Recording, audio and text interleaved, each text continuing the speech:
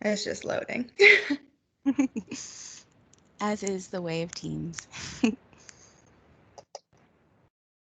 There we go. Great. All right, let us get started. We don't want to go too long for everyone else. So hello and welcome to our presentation on addressing the specific transition needs of diverse international students in online learning environments. Both me and my colleague Jen would like to formally thank the International Teaching Online Symposium for having us today and for allowing us the chance to share our insight on international students' transition needs when shifting to online learning. First, we would like to take a moment to appreciate the land on which we at Brock University are privileged to work and live on, and acknowledge that they are the traditional lands of the Haudenosaunee and Anishinaabe peoples. This territory is covered by the Upper Canada Treaties and is within the land protected by the Dish with One Spoon Wampum Agreement. When European settlers came to this land, many treaties were also made between them and the Indigenous peoples, which allowed both to live in peace. However, as Canada became a country, many of these treaties and agreements were broken without the permission of the Indigenous people, oftentimes resulting in unfair treatment and discrimination against those who lived on this land first. I take these few moments now to remember our history and to respectfully acknowledge the land that historically belongs to the Haudenosaunee and Anishinaabe peoples, along with all the other Indigenous peoples across Canada. It's our hope that by taking these few moments now, we can continue to learn, grow, and raise awareness to our past so that we may continue forward on the important path to reconciliation. Before we begin, we would like to formally introduce ourselves. My name is Kelsey LeBay, and my colleague here is Jennifer O'Brien. We are the Academic Sports Specialists with Brock International Services at Brock University. We have both worked at Brock University for several years, but specifically with Brock International for almost 2 years now. So hello, I'm Jen O'Brien. In today's presentation, we'll take the following format.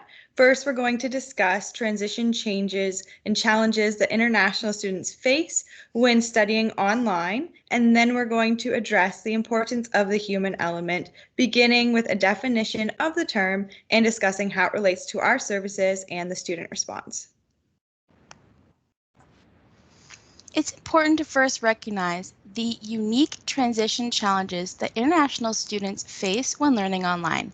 As one study that investigated online learning during COVID put it, students faced many challenges, including but not limited to variable access to the required technology, frustration with modes of learning that they had not intentionally chosen, and navigating a host of unexpected compounding personal and family issues.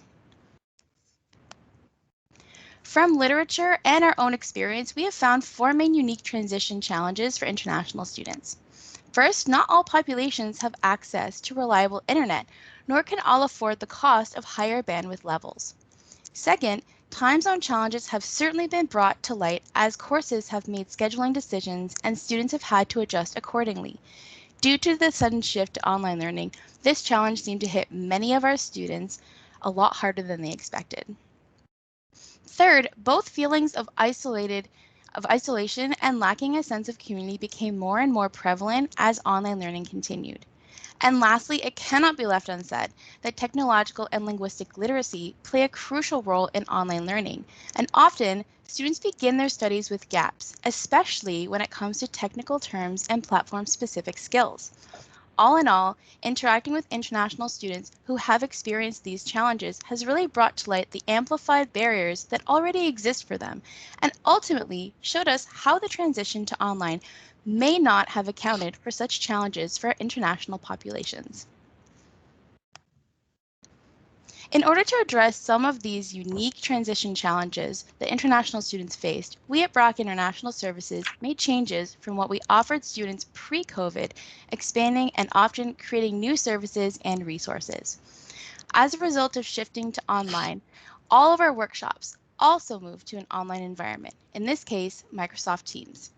By doing so, we were able to expand our capacity of students who could attend, and we made the resources available virtually for them to download both during the workshop and asynchronously on our learning management platform system, Sakai. Speaking of Sakai, Since we moved to online, the site has grown exponentially, and all international students have access from the beginning of the semester. From tip sheets and workshop PDFs to pre-recorded webinars and interactive learning content, our Sakai site is now a hub of information and guided supports that all international students can take advantage of at any point. So we're now going to discuss the final two services that were newly created because of transitioning to online. With a growing need to support our students in a new way, we needed to take action and develop more services that could help them during their transition and continue to do so as they studied online. As we tried to come up with new ideas, students expressed that they felt isolated and they couldn't connect with others in their classes, and they didn't know how to make social connections on virtual academic platforms. Thus, the Study Partners program was born. We designed this program to help students form those connections and increase their involvement in their academic community. Students would be matched with other international students in their courses that they chose that they would receive this support in, and then they would receive others' contact information to plan out independent study partner meetings. This was meant to simulate what students might do in person without the need to be physically in the same room, and in the end, gave students exactly what they wanted, a study partner. The other program that we designed as a result of transitioning to online is our academic coach program. The intent was and still is to provide first-year students with more individualized support on a regular basis throughout the semester. We would act as guides to the school and be someone that they could contact for their questions and concerns. Sometimes this would mean weekly meetings with a student, while other times it meant receiving emails and questions. Regardless, we were their coach to academic and language skills, and as one student put it, their map to Brock University. As we worked to change our own services to address the unique challenges these students faced, we noticed that with the shift to online education, it became easier for people to turn students away or to dismiss them because it was either not their expertise or they simply did not know the answer to their questions. This issue only became more challenging when students from various time zones got stuck in a loop, going from person to person and not being able to connect in real time. Therefore, the importance of the human element was evident. In our opinion, the human element means being someone students can go to for help or someone who can give them advice on where to go, rather than simply forwarding an email. As we have stated on the slide, we are teaching and guiding people. People who come from different countries, who are living different lives, and who do not all begin their studies with the same expectations or prior knowledge. Though it meant taking a bit more time to educate ourselves on the various services on campus, we felt that the human element was an important aspect of transitioning to online and that it would continue to positively impact our student population. After being online for over a year, we wanted to ask our students for feedback in the form of a survey to see if our efforts were truly having the suspected impact. We reached out to all international students who had used at least one of our services and received responses from 77 students, or 6% of those who were contacted. In our survey, we addressed the need for human element and challenges such as time zone differences and needing a sense of community. One of the first questions we wanted to address was whether students felt that having a real person to interact with was still important in online learning, with the understanding that the aspect of online learning is that we do not see people as often. The results were overwhelmingly positive, with 88% of students answering yes, they felt having a real person was still important with online learning. Interestingly, 48% of students who answered yes to the previous question, indicating that having a real person to interact with was important, were the same students who felt that their emails were being forwarded incorrectly and that they had unanswered questions. In general, we found that students want the face-to-face interaction, but feel that with online learning, they've been pushed aside more often than not when it comes to emails. On the same note, we thought it was important to ask students how our department specifically addressed this issue and whether they felt the issue of redirecting and unanswered questions was still a problem. We received an overwhelmingly positive response of 92% of students saying we did address this issue. In fact, all students who said that they felt they were pushed aside now that we are in online learning felt that we did not do that and actually addressed the issue. Another aspect of our survey was to ask students about different challenges they may have faced, including that of time zone differences.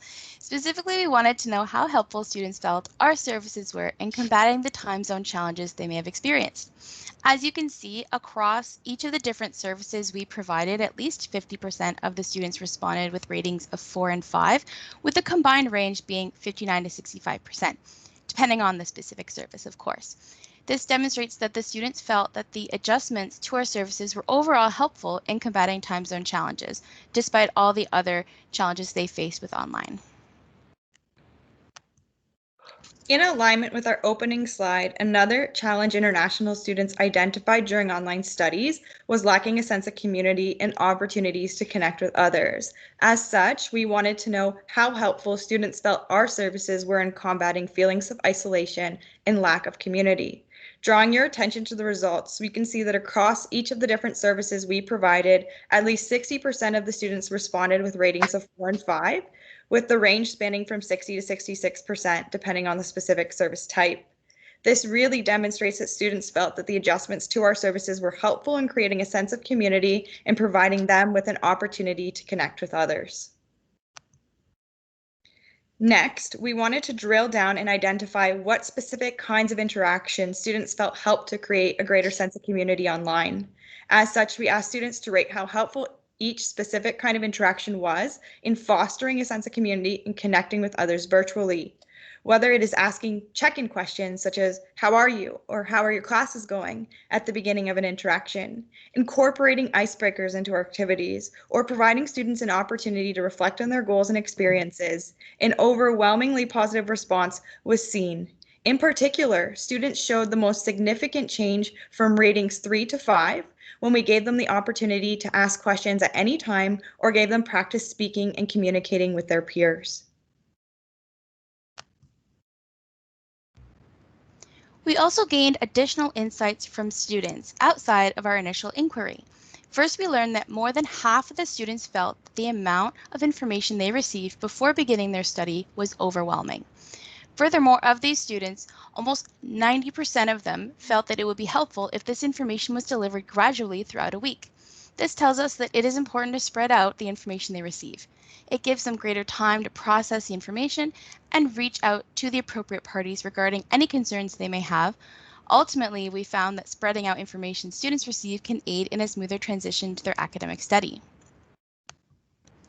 Another insight, which is an extension of the ongoing challenge with response times, is that longer response times should not equal no response. Even in our current office, we have had various challenges that have led to longer response times to students.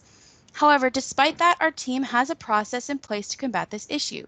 We first try to respond within 24 hours, and if not, we send a confirmation that we received their email and that we will strive to give them an answer and/or a correct referral. We have made it a priority to keep ourselves informed of campus services that could best assist students in their transition to virtual learning. Whether we are initially reaching out to offer our support or providing links to get them started, we make it a priority to make sure that the students feel supported and have access to the information they need for their online study. So what can be done? Now that we have gone through our initial insights, the question is truly what can be done to help international students? From our experiences and research, we believe services can implement several small adjustments to meet the needs of students.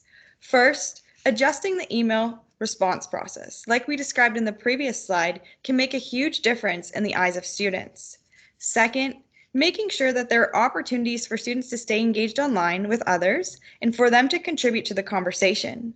In our survey, students identified that they were most able to feel part of a community when we provided the opportunity to ask questions or to practice any skills we were teaching in a workshop or meeting. Third, ensuring that all resources are available somewhere asynchronously for students to access at any time. This takes away the barrier of time and promotes transparency in the services that are provided. Lastly, adjusting certain scheduling to account for various time zones is important. This might mean offering earlier or later programming, but it broadens the opportunities for students and shows them that we understand that time is not the same for them. Based on everything we have presented, it is evident that international students really value the human element in virtual learning environments. Regardless if a course is asynchronous or synchronous, currently the primary focus of education has often been on delivering content. However, whether educators agree or not, they are not simply teaching the content. They are teaching people who still value human connections and need a human on the other side to guide and support them.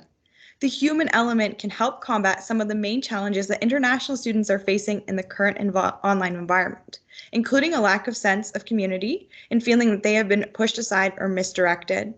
We know that we can't do nothing, but we also recognize that we can't do everything. A person only has so much capacity to be supported, and so even very small changes can make a huge difference in the eyes of a student. The key is that with transition to online and changes to students' learning environments, student services have to change too, even just a small amount. All right. Again, we would like to thank you for attending our session. I see that we're about a minute over time. I do apologize, but we'd like to thank everyone for coming and for the International Teaching Online Symposium for having us today. If you have any questions about our presentation, please feel free to ask them in the upcoming Q&A session or to contact us afterwards at our general email on the screen there, intlsupport@brocu.ca. Thank you very much. And those are our references.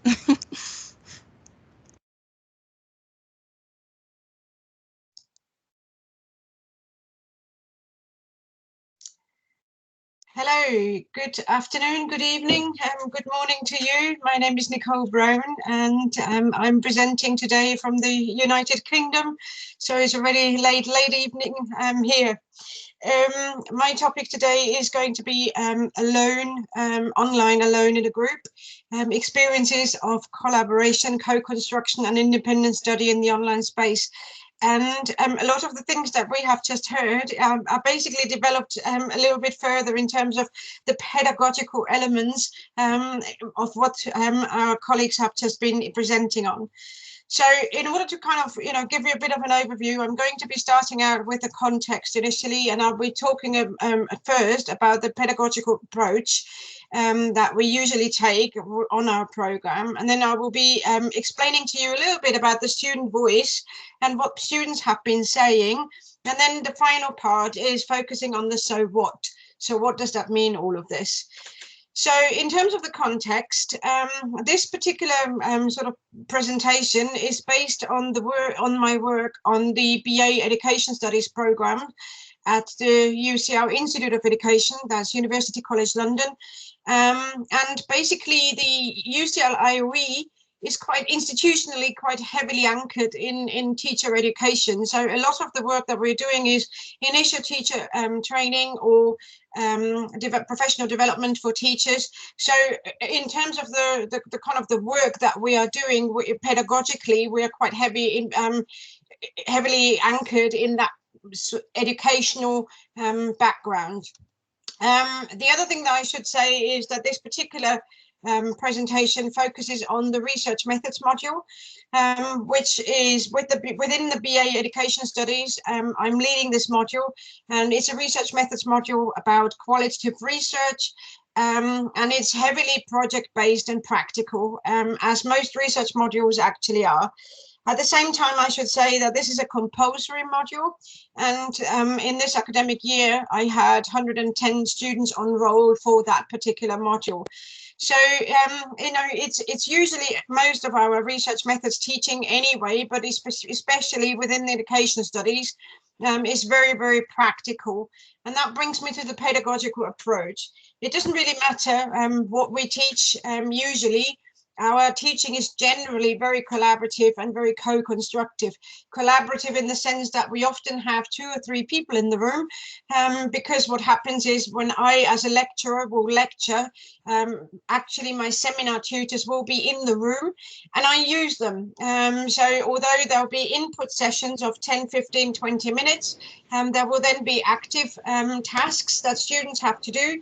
And in those active tasks that students get involved within group work, the seminar tutors will walk around the room and collaborate with me and with the students in order to kind of try and make sense of what's going on and what's happening.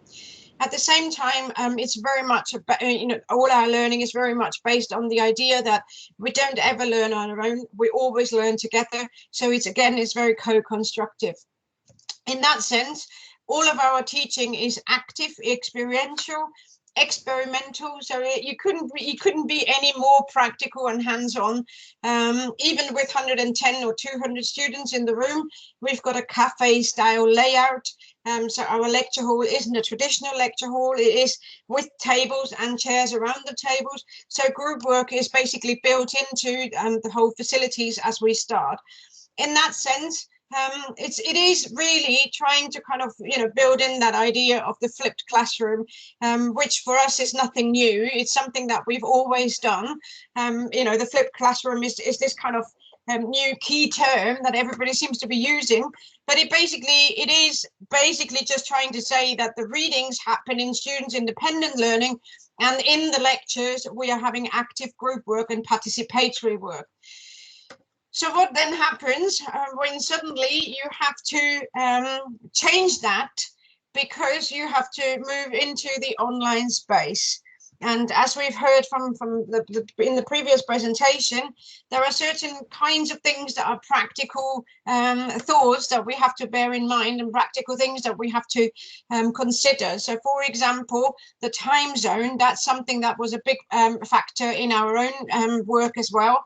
And a lot of my students were actually based in China at the time of teaching that in the autumn term. So that meant I got my lecture time slotted for 9 o'clock in the morning, which was fine by me, and it was fine by the people in China. But obviously those people, and there were a few of those as well, who were on your side of the continent, they obviously struggled with that 9 a.m. start in the UK. So as a consequence, we were obviously looking exactly at what you were saying, having asynchronous and synchronous activities and tasks alongside one another. So in practice, my approach from the group work in the lecture hall that I would usually have in person has moved into asynchronous activities. So the flipped classroom, that worked still quite well, in the sense that I was obviously able to assign readings and assign tasks that they were doing in their independent study area. But then we also actually build that into discussions and activities that were online to be done and to be shared. So, for example, people had to create their own videos about reflexivity. So as part of the research methods teaching, we were teaching them about positionality and reflexivity, and they had to create their own reflexivity statement video and upload that. Now, obviously, that meant that they could do that in their own time, and other students were then watching it again in their own time and commenting on those videos and presenting,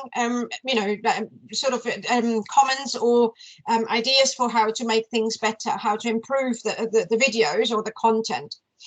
At the same time, however, I did think a lot, like you said as well, in the previous presentation, a lot of the students felt quite disheartened that they were so removed from everybody else. So I actually introduced synchronous activities, and I did have live lectures, although it was 9 o'clock in the morning. The lectures were recorded, so everybody could access them later on if they had to miss them. But there was an attempt to basically just try and incorporate that live in-person element that we would usually have. And in those live lectures, I had breakout groups, and within the lectures and the breakout groups, I used a lot of the audience response systems that are available in order to engage students in the thinking, but also to engage with their learning. So I used Slido, Mentimeter, Padlet, Socrative. I think I've tried pretty much everything. And it's really important to kind of hear me say that I've tried everything, because that's a very, very important learning journey for me, but also for the students. And we were basically figuring things out together. One of the things that I would like to say at this particular point was that I really had a very close relationship with our student representatives, and they basically fed back to me what the students were saying in their own time, in their WhatsApp groups and in their WeChat groups and in their Snapchat groups, and they basically fed all of that information back to me, and I was able to adjust my teaching accordingly. But what now did the students actually say about that experience, about trying to build an online collaborative learning experience that's as close to the in-person collaborative learning experience as possible? I'm referring to 3 students who are who have contributed to this presentation. Unfortunately, it's been impossible for us to get them to be involved today, but actually we are writing this up as a paper together, and the 3 people are named authors on that. So the 3 people that I would like to name are Amy Billing, Angelina Tsang, and Junju. Amy was talking specifically about the factor of anxiety and mental health issues. So she was saying that on the one hand, like you said earlier, there was this element of trying to connect with others, but actually you felt quite lonely. But at the same time, she's also talking about how actually anxiety inducing this whole experience was. On the one hand, you felt you had to connect. On the other hand, you weren't quite sure how to connect. And that basically exacerbated some of the mental health issues and anxiety issues that people may have had beforehand already.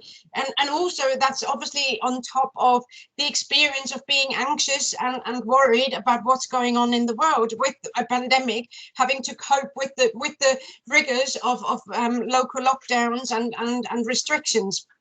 So there was a significant element of anxiety and mental health. That is important to recognize because, like I said earlier, I've tried out all sorts of different varieties of how to teach. And every time I was introducing something new, I was inadvertently and unintentionally upsetting students like Amy is talking about, because they were not used to that way of teaching. They were also trying to figure things out, and I was placing extra pressure on them in that sense. Angelina is talking particularly about the practicalities that you mentioned earlier, the practicalities of screen sharing, of convenient timings, of platforms to share, and how difficult that was to work out. On the other hand, she was also emphasizing the contact with the lecturers, and many of them were saying how actually being online didn't necessarily mean less contact with the lecturer. So that in a way was quite reassuring. And the final thing is, Junju was mentioning the information overload online.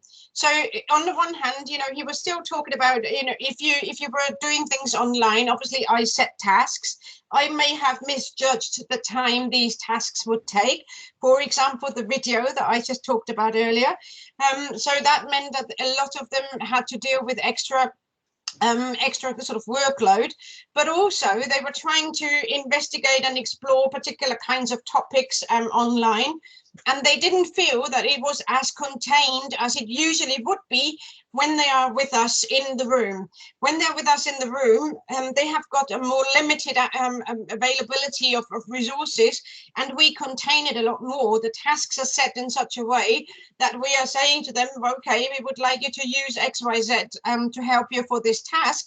Whereas in the online space, our instructions perhaps weren't as clear and were not as contained. So in that sense, the group work was still requiring quite a lot of independent learning, and that was one of the issues that Junju was mentioning. So what does that mean? Well, basically, it means that we still need to teach in a co-constructive way. We still need to help people learn in co-constructive way, but we actually need to teach the co-constructive learning, and that's something that's not always been done very well, and in many ways that's my fault too, because I hadn't realized that the instructions that I give in the online space were perhaps not as clear-cut or as contained.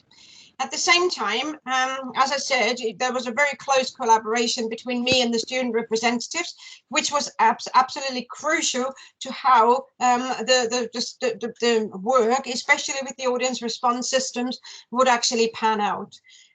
We do have to consider wider issues such as, for example, mental health, and also the kind of the implicit things that are happening, so that by changing my approach to teaching, I may actually be putting extra pressure on my students.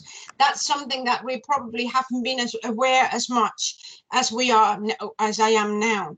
And the final thing, what we need to learn, or what we need to do for the future, is to make sure that the learning is becoming less of this pandemic learning, which was in many ways quite haphazard and you know, unorganized. But that's obviously because we weren't prepared for that, for any of that either. So there is a strong recognition amongst the student body that we had as lecturers had to learn too, and they really acknowledge that and recognize that. But at the same time, we now have to kind of take a step back, take stock, and say, well, the first year, this is what it was, this is what was our learning journey, and now we can actually start developing this in a more proactive, purposeful way.